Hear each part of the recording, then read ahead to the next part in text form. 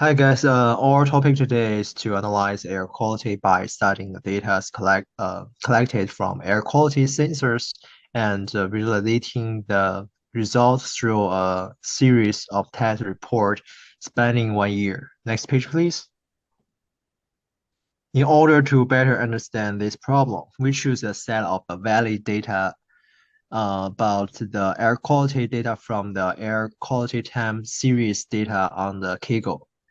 In this dataset has 9,358 instances of data with an average of one response per hour. It provides us with a valid data to study the fluctuation and trend of air quality.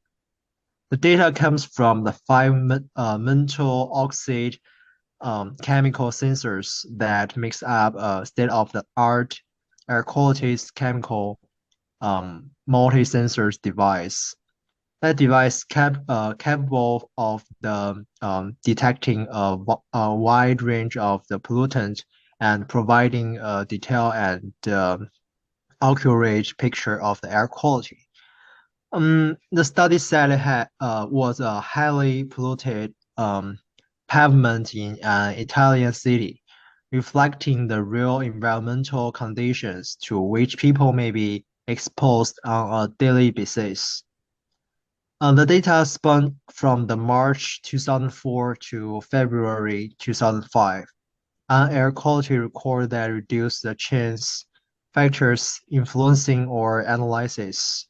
This allowed us to look at seasonal change and long-term trends.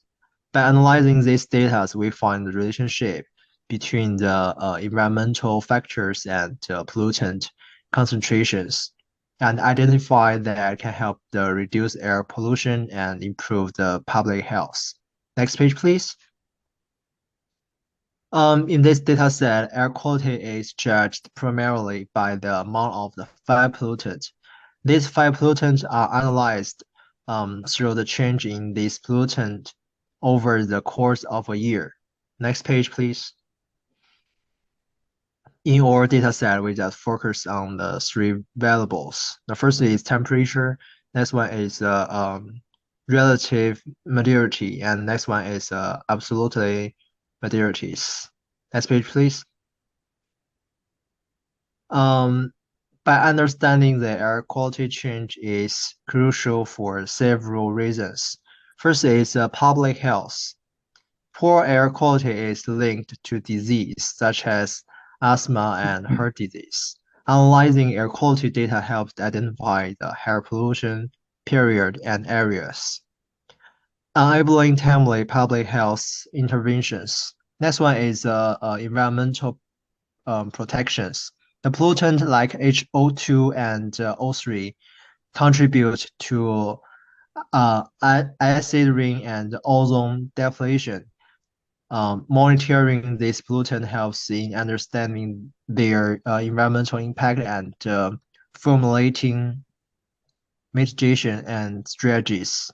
This report provides insight essential for protecting both human health and the environments. Next page, please.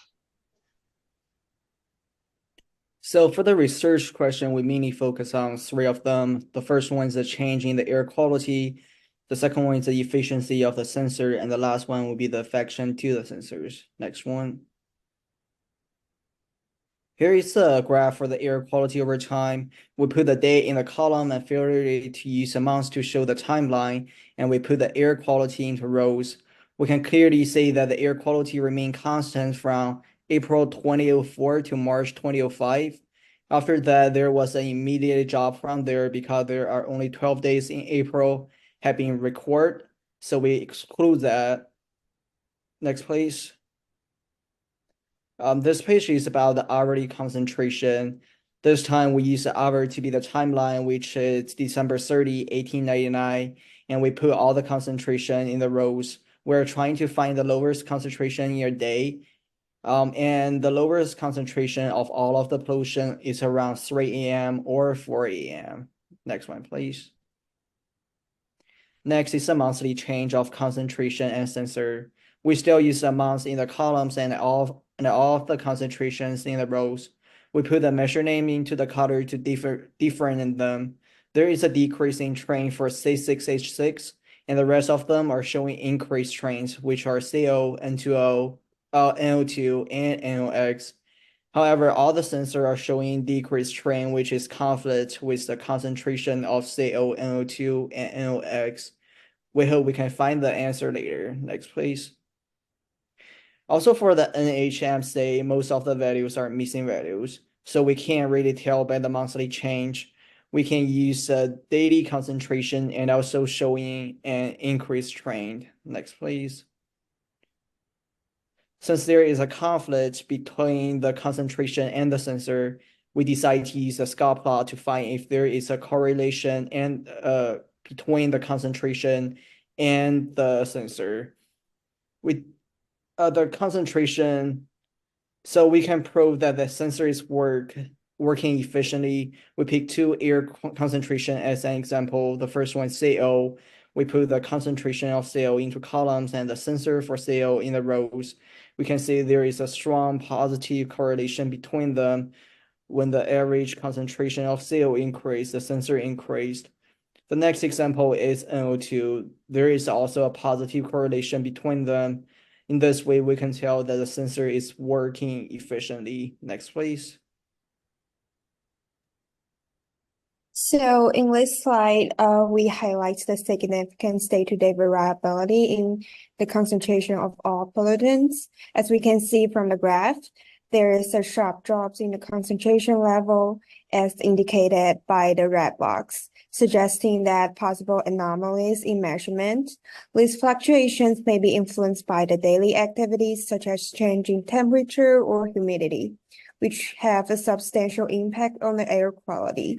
The consistent monitoring and analysis of this variation are crucial for accurate environmental assessment and improvement strategy. Next, please. Moving on, as we said on the last slide, that the concentration level may be affected by daily temperature or humidity.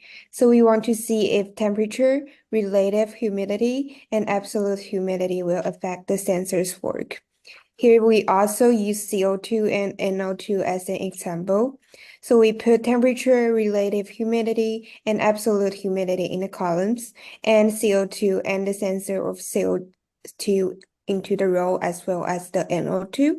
So as the result, we find out there might be a slight affection, but the concentration and the sensor still have a positive relationship.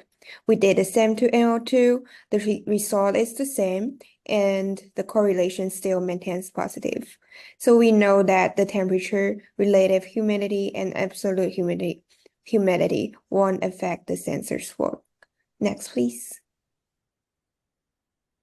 So this slide shows the daily levels of different pollutants. The most concentrated pollutant is NOx, with values about 150. This indicates that there are high levels of this harmful gas, which mainly comes from car exhaust and industrial activities. High levels of NOx can cause serious health problems, including cell-breathing issues, and contributed to environmental damage. On the other hand, NMHC has the lowest concentration, with value below -150. This stresses that NMHC is present in very low amount, which might be due to specific conditions or measurement adjustments. Understanding these levels helps us focus on controlling the pollutants that are more harmful and widespread. Next, please. This one examines the level of CO throughout the week. Wednesday stands out because it shows the most variation in CO levels, which could be due to increased traffic or industrial activities in the middle of the week.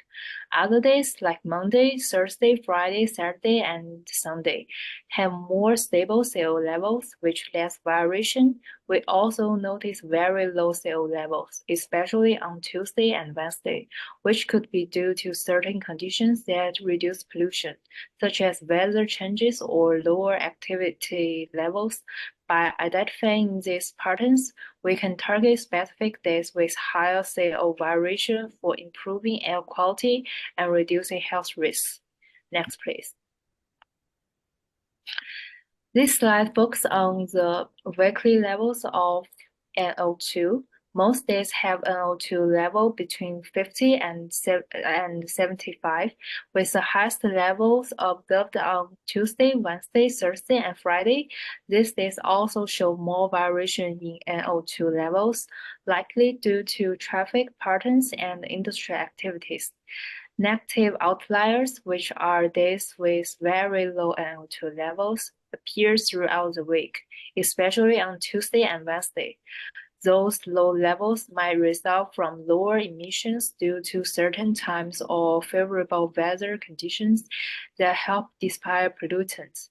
Understanding these trends helps us develop better strategies to manage NO2 pollution, focusing on reducing emissions on days with the highest level and addressing factors that causing significant variations. Next, please.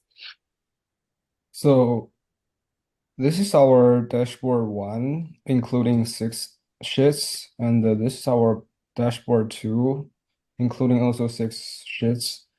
And to conclude it, the first one is analysis confirms a strong correlation between sensor readings and the pollutant concentrations for CO and NO2, validating the sensor's effectiveness in providing accurate real-time data on these pollutants.